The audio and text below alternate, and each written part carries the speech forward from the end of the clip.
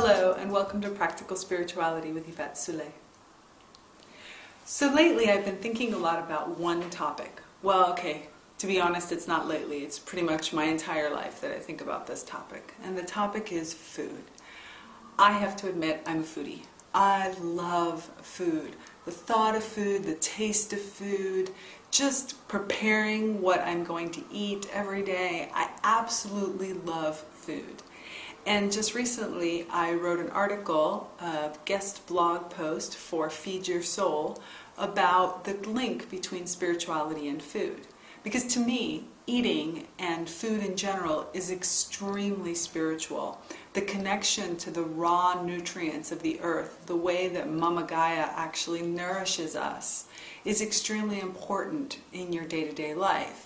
And so for me, food is something not just that I use to nourish myself in a very kind of sterile way, but it's this piece of me that is extremely important and in which it's a symbiotic relationship. I nourish my food through the energy that I put into its preparation and into choosing the ingredients, and it nourishes me via, what it gives my system.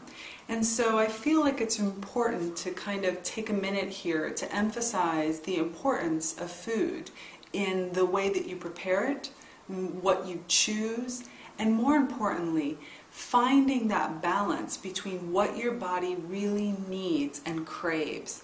Many of us have experienced what we consider to be unhealthy cravings. And the truth of the matter is that most of the time they're not really so unhealthy if they're done in moderation. In other words, most of us should be able to eat just about everything. Of course, there's exceptions and there's allergies and such like that, but the truth of the matter is that we have this capacity to tune into our bodies, to understand what our bodies really need.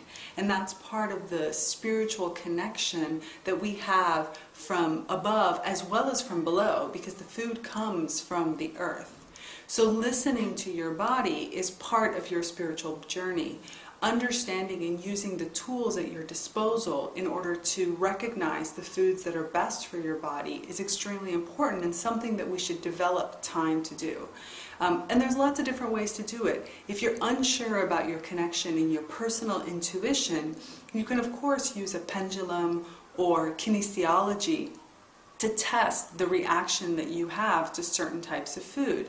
Because you might just discover that that food that you thought was actually extremely unhealthy for you, in your personal body type, is actually extremely healthy and important for you to eat.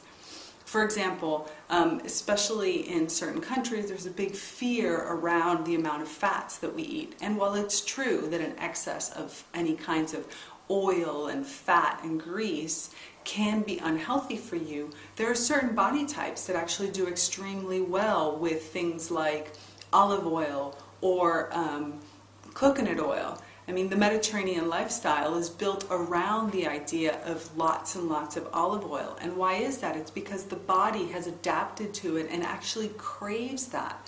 So by listening to the connection of what your body is asking for, or using an energetical tool such as a pendulum or kinesiology, you can figure out exactly what it is that you should eat, what's best for you, what is that your body going to thrive off of. And that's one way for you to then kind of find the balance of your body. Because obviously our nutrition is the kind of base that we live from, and from there everything builds. The other thing about food is that it not only nourishes you physically, but it nourishes you emotionally. The preparation of food for some is a solitary act, and for some is something done in a group. For the solitary, if you take your time and prepare your food, regardless of whether or not you cook, or you're vegan, or you're vegetarian, or you're raw, the point is that the careful preparation of your food actually has the effect of calming your system and of helping you find your centered balance. The chopping or the preparation or just the careful time and patience put into a good meal, knowing that it's going to nourish you, has the ability to calm you, and help you find a center. I mean, that's pretty much why you find that when you're kind of working through a problem, sometimes going into the kitchen and preparing yourself a good meal acts like a sort of meditative experience for you to use. Also, just the eating of it and taking your time to kind of swallow and savor each bite also has an extremely meditative and kind of reparative or healthy energy. And so it's one great way for you to sort of find a place or find a routine that is going to help you wind down from the day's activities and to help you find a centered balance.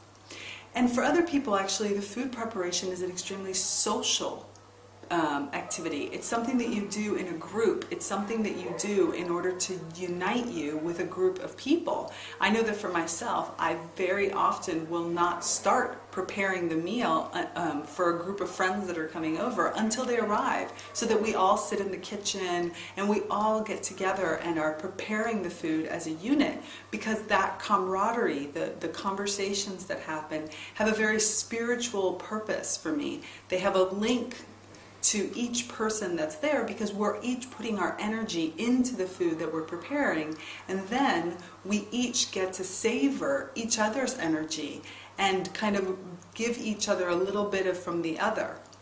So food has a way of working as a solitary activity as well as a group activity. So I guess what I'm trying to get to is, and what this really practical spirituality tip is that food is more than just simple basic nourishment. And it should be something, the preparation of the food should be something that should be treasured and something that should be kind of taken with a little bit of sanctity. It's a sacred event.